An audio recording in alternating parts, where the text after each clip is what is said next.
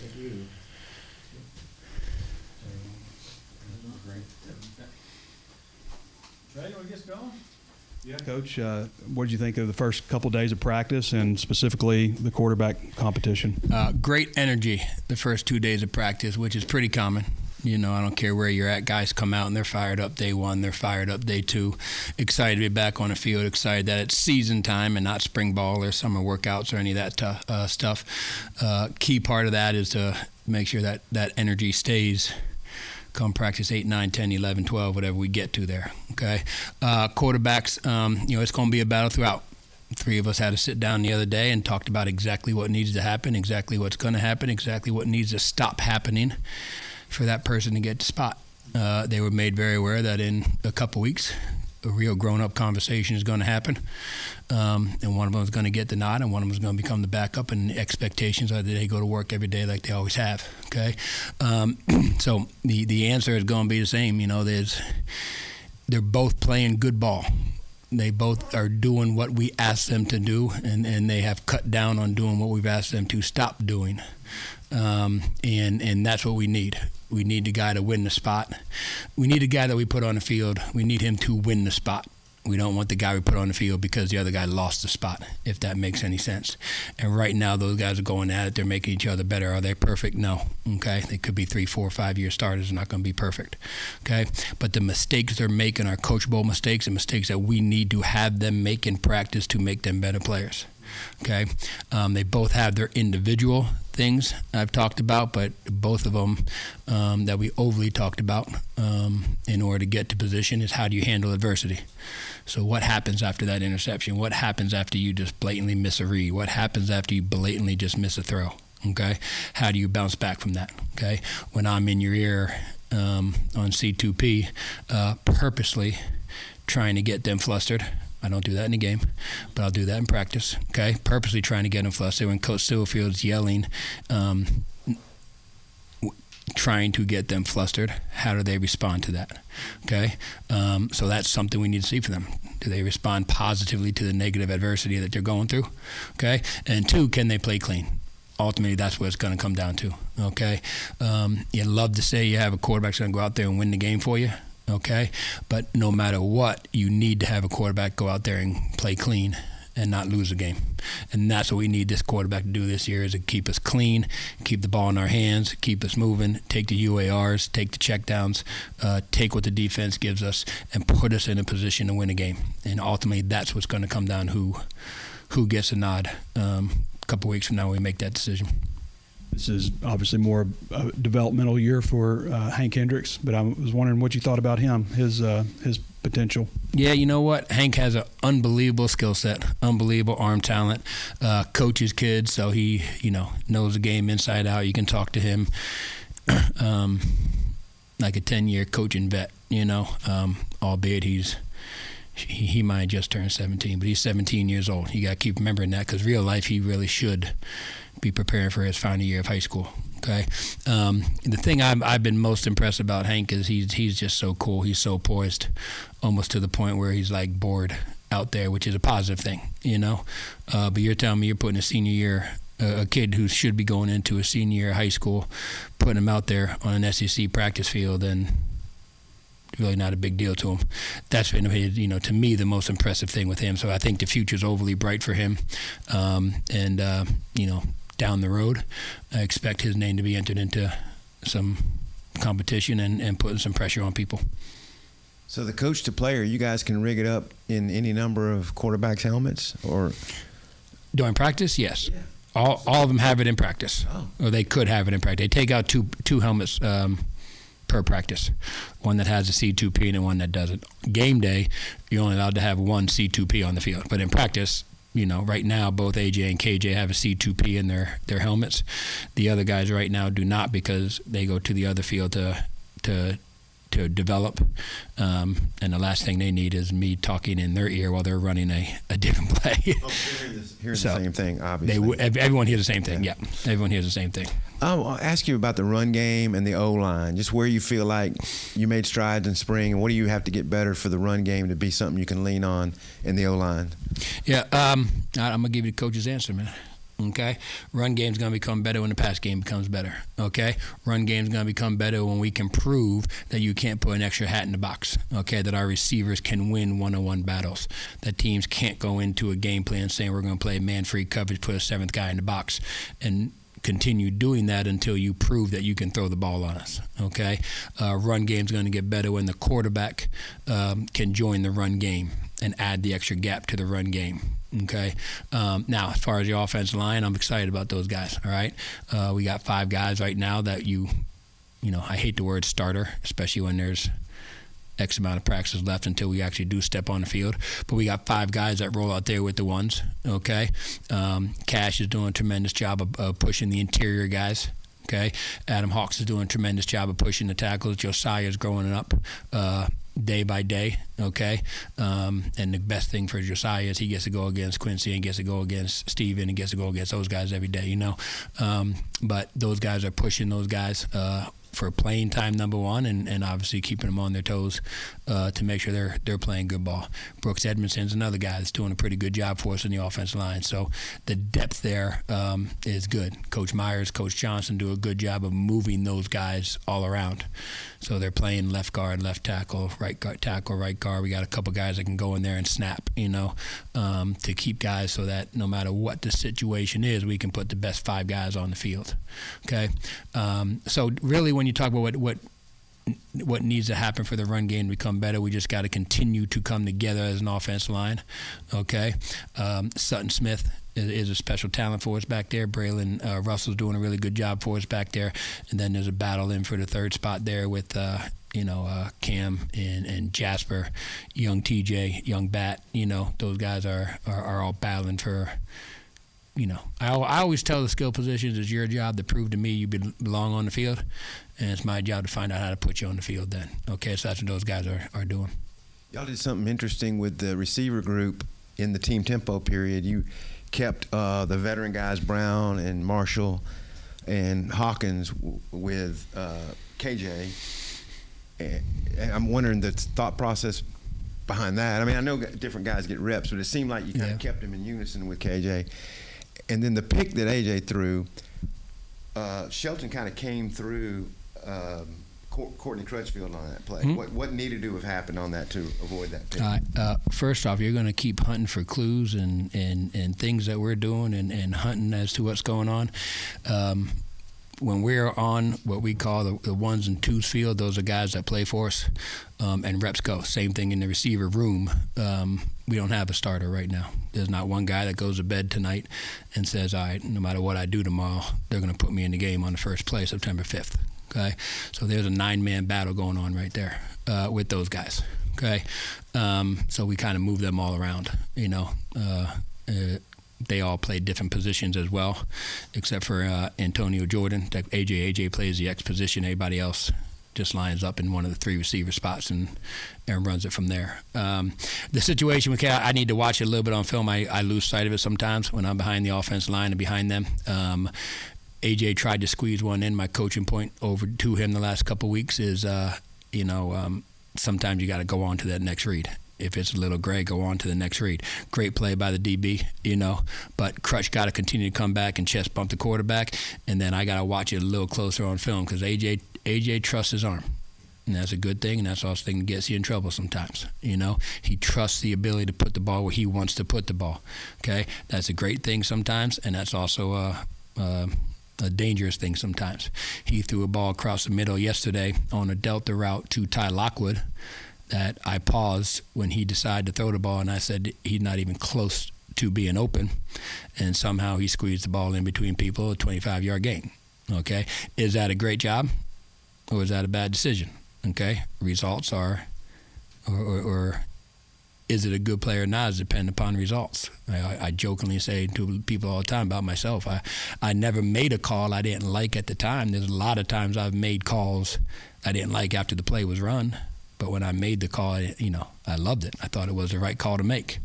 Okay, so that's where AJ's got to get to. That's one of the things he's got to do is we talked to him about is make quick decisions. Okay, and sometimes right now after practice too, when he's trying to make quick decisions, sometimes those aren't great decisions. So now he's got to be able to make that quick decision a great decision, and sometimes that means go on to the next read.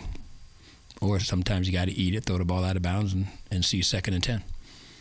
Jaden Platt talked about how in spring he was focusing on losing weight so he could be ready for this season. So where have you just kind of seen him take strides from spring to OTAs to right now? Yeah, you know what? I think he's taken a lot of pride in the blocking game. Jaden can run around. Jaden can catch the ball. Jaden gives great effort. Jaden, picks up the offense very quickly. There's a lot of things we can do with Platt.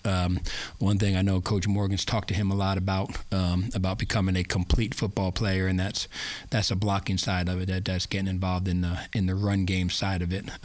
To become a complete tight end. You want to lose weight, yeah, but you don't want to get too small. I mean, he'll play 250, I think, which is a pretty good sized tight end. What I noticed about him since I met him is a change of his body. I honestly can't sit here and tell you what he weighed when I met him to what he weighs right now, but I can tell you he looks different. And to me, that's a compliment to our strength staff, compliment to Coach Franklin, compliment to him for what he did to work, compliment to our nutrition staff, Miss Natalie, in getting him to do that. So he's improved in the run game and the pass game stuff. I feel very confident we can put him in situations to try and get him the ball, and I think the ball will find him as well at times. And then Jelani Watkins, y'all didn't get to have him in the spring, but you added him. Then you also added Maurice recently, two very fast track athletes. So what's it been like adding guys with that type of speed and other traits to this They're fast. room? They're really fast. You can just watch them run when it's effortlessly how they run, okay? As I told y'all in the springtime, the biggest thing I had to do as a coach, as a coordinator in the springtime was find out what these guys can do, okay? So, the new guys that come on, Jelani, and Lay, we got to find out exactly what Jelani can do, okay? He has a better football skill set, and I stereotyped him as a track athlete, before I watched him truly play football. He has a better football skill set than I thought he would have. He's not just a guy who runs fast. He knows how to run routes. He knows how to get in and out of breaks. He understands coverages. He understands the multiple changing routes that we have, depending upon what's happening over top of him or what's happening in a triangle around him. He understands that better than I thought he would. Okay. Now at the same time, he runs a sub 10, so I better find a way to use that ability. That's my job. Okay. You tell me you run fast. You tell me you can catch the ball. You tell me you have some football savviness about you. Well, then that comes across my desk. I better find a way to put the ball in his hands and let him be a help to us. Coach, you had Sutton last year at Memphis, and he led you on rushing, but only really averaged, I think, 8-9 carries a game. Is that a range you see for him here, or is that something you want to up maybe his touches now that he's here? Yeah, sitting here today, what are we, August 6th? Sitting here today, August 6th, I'd like to up that, okay? But it all depends upon how games are going, how situations are going, and all that, Memphis last year, we had a couple guys back there we were getting the ball to, and we shared time heavily there at Memphis. So when you talk about he had 10 carries a game and the other kid had 10 carries a game, and then another kid had 10 carries a game, and then you want to throw the ball 25, 30 times a game, you start running low on plays. Plus you had a quarterback at the other place that you wanted to get 10, 15 carries to. So all of a sudden you start running out of plays unless you can find a way to get 90 plays. Sutton's a guy that in my mind right now is a guy we got to put in space, a guy we got to move around, a guy we got to have ways to get him the ball. Okay, the ball will find you.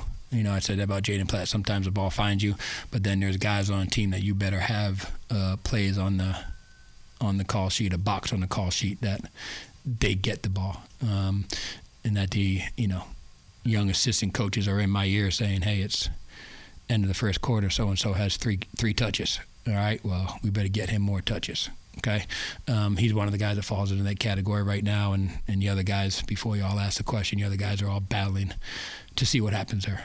At the same time, if somebody's got a hot hand, if we go in September 5th and Braylon's running the ball well, then better keep feeding the hot hand too.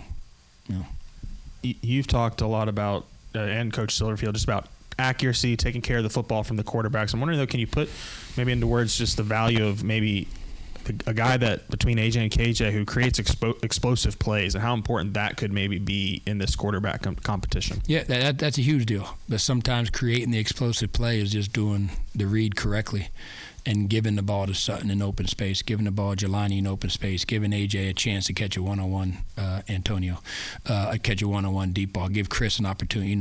Sometimes those explosive plays are just making you read and taking what the defense gives you, and a 5-yard throw turns into it because you made the right read, you located it well, and that kid stayed on the move. Okay, so to me, that's a big part of it. Explosive plays, is one of our top 5 goals. Okay.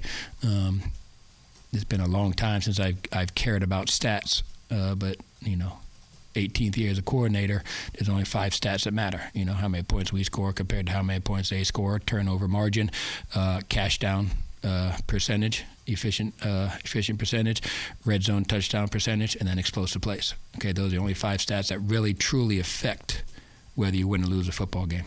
Okay, everyone says you got to run the ball to do it. Well, guys got an 8-man box, and we ain't going to run the ball very well. We better throw the ball that day. Okay, they won't play cover 2 all day and give you a 5-6-man box. Well, then shoot, we better run the ball that day.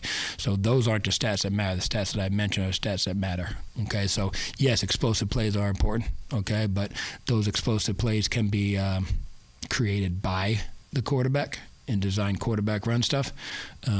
It could be some post-snap stuff, okay, that they do and they can create when they get out of the pocket, or it can just be ABC 1, 2, 3, make your reads and get the ball to the guy in open space and let that athlete be an athlete. I feel like every time we're out there, we see the offensive line working on, getting outside, moving. I know you guys like your tunnel screens, your swing passes. You think that can be a strength of this unit, maybe just the speed, the quickness, and getting, out in space with the offensive lineman leading the way? It needs to be. It needs to be. You need to be able to get, I keep saying the same stuff. I hope y'all don't get bored with me, but one of our philosophies is to get the ball to our top players in open space. Okay, these next 20 practices are going to figure out who our actual top players are. Okay, and then the best way to get guys in open space is those plays you talked about. Okay, and it doesn't have to be a running back swinging out of the backfield. We can put anybody we want in the backfield to get him the ball in that spot. But another way is a hard conference to run the football in. Okay, so you better find ways to. Listen, it's going to go down maybe as a passing stat, okay? But in my mind, it's a run. Some of those little swing passes, some of those little tosses out there, some of that stuff, the RPO game, all right? So when people say you're a 50-50 run pass guy, well, 10 years ago, that meant something. Nowadays, it doesn't really mean that much because to me, an RPO throw that we happen to hit a bang 8 across the middle for a 75-yard touchdown pass, that goes down as passing yards and a passing touchdown when in my mind, that's a run play. And in my mind, that clears up the box, So to answer all those questions, yeah, that's a part of the offense that we want to be able to utilize. We want to be able to get guys in space. We want them to blitz. We want those D linemen to put their tails in the air and come get the quarterback and try and get the sack and slow them down, A minute ago, you said skill guys, it's their job to prove to you that they belong on the field. I know only a couple days in, but any receivers that have helped their case already, just showing that to you? Yeah, you know what? I like what all the receivers are doing right now. There's about 9 of them battling out for it. Okay, Monte's a guy who wasn't able to go in the spring, who's showing up, and I mean he's a different body type. He's doing a good job, so I'm excited to watch him with pads on. Jelani's a guy again that wasn't there in the springtime. Okay, we were in just helmets today, but he took a little bit of shot. He took a shot one time on a inside seam route, which he read perfectly. Okay, and it might have been the first time he's been hitting a little bit because you can't hit him in the 100-meter dash, So it shook him up a little bit, but it's good to get him back playing football and to see what he can do. CJ made a couple plays in practice one. Chris has made some plays for us. Jamari's made some plays for us across the board. So I think it's hard to say after practice, too, that someone is separating themselves positively. What you try and do as a player is not separate yourself negatively after practice, too. Okay? Because then the pads go on tomorrow. Modern day college camp, we have to take a day off on the 4th day, whatever day of the week that actually is. Okay? Then we come back and we get to go shells for start getting some live stuff, starting to get some guys play football. When you actually do that is when you actually start to separate yourself from the other guys positively. And in that room, there's only a handful of guys that have returning production from last year. What makes you confident in that group, though, even with those guys that maybe haven't had as much game experience? We prepare practice as if it's a game, okay? The hardest thing you're going to ever have to do as a coach is try and evaluate what you do in practice is what you're going to do Saturdays in the fall, okay?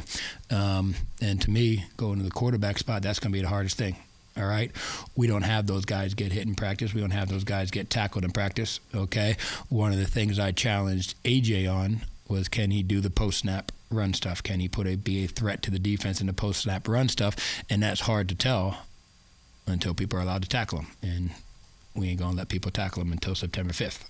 Okay, so that's part of it, But to me, that's all the battle that goes into it, and until we are going to have a great idea because of the way we practice and the situations we put them in and treating it like a game-like situation, okay? But I don't care who you are as a coach. You're lying if you're saying you're going to know exactly how a kid's going to react until you put them on a SEC field in an SEC stadium, game 1, game 2, game 3. That's when you're going to find out who you truly have. We're going to have a great idea going forward, and hopefully we evaluate the right way and they prove us right. Okay, but there's going to be about 7-8 receivers we feel pretty good about going into game 1 that can be in the game for us. Coach, Arkansas was one of the worst teams in terms of fumbling the ball last year. Memphis was kind of one of the better ones. I'm curious what you've seen as far as ball security from your guys in the first couple of days. You punched me right in my gut, man.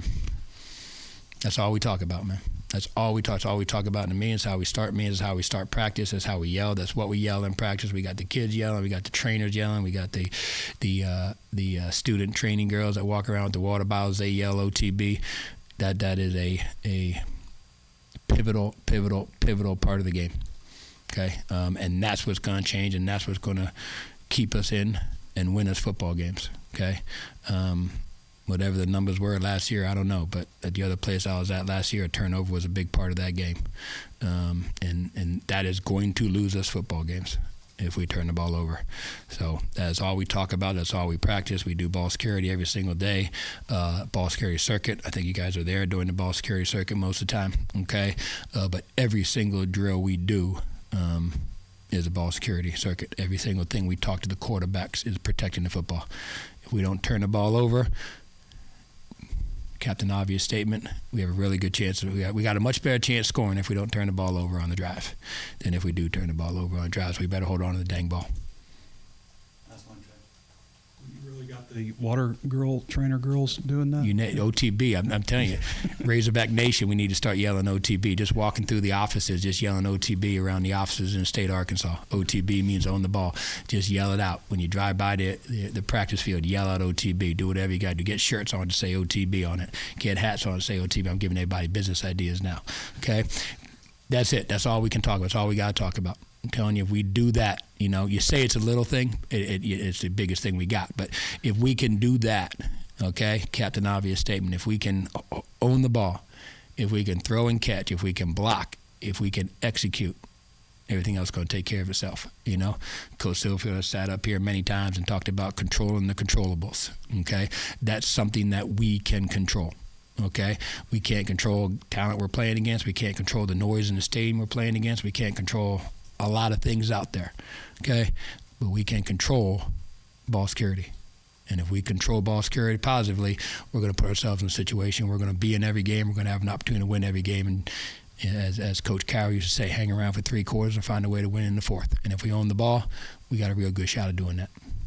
If you could pick one thing, I guess, to advance with KJ and one thing to advance with AJ in terms of getting them where you want them to be, what would be those things? What would KJ's big thing is his accuracy. He's got to be accurate at all times. He cannot have any misses. Okay, AJ's is quick decision making. Like I kind of talked about. Now he's in the mode right now where he's trying to make such quick decisions that sometimes those quick decisions are bad decisions. Okay. That's a natural development. That's a natural learning side of it, okay? Both of them have unbelievably improved in that since I met him in the springtime, since Coach Stewart's been working with him in the springtime. But that's something that is that's been talked about to them, and that's one of each of the things that this is what we need to see. It couldn't be more black and white with them as far as saying this is what we need to see from you. Okay, this is what Coach Silverfield needs to see from you to give me the okay that this is the guy or this is the guy. Okay, ultimately he makes a final decision. He's the head coach of the program. I throw my 2 cents in there. Coach Stewart throws his 2 cents in there. Coach ultimately makes a final decision. So what do they need to show Coach Silverfield? What do they need to prove to Coach Silverfield? That's one of the big things for him. Okay. KJ's accuracy, which has been ultimately improved. Okay. AJ's quick decisions, which have been ultimately improved. 3 times in the past 2 days, those quick decisions have turned into bad decisions. Okay. That's natural developing. Okay. By the end of tomorrow, by the end of the practice on practice 4, those 3 bad decisions need to disappear and the quick decisions need to stay. And that's what they need to do. And they both need to be able to show the ability to lead this team. KJ is a very positive leader, which is great. Does he have the Mamba mentality to get on somebody when they need to? Is there going to be a fear factor from the receiver when KJ comes to lead you? Okay. AJ has that Mamba mentality to lead people, but he does it very quietly. So there's times you got to be loud with that stuff. Okay. But that's the type of leader that we need that position to have. What no one in this program is allowed to say young quarterback, inexperienced quarterback. That's just an excuse for these guys to make mistakes. Okay, they cannot make mistakes if they get named the starter. Okay, so they aren't a young quarterback; they're an SEC quarterback. Okay, and those mistakes cannot happen. Okay, so the leadership that they show on this team and the ability to have guys stand straight up when they talk. Okay. Is also something that we're looking for. I've seen it sometimes. You got to see it every day, though. Coach, appreciate you. Appreciate you guys.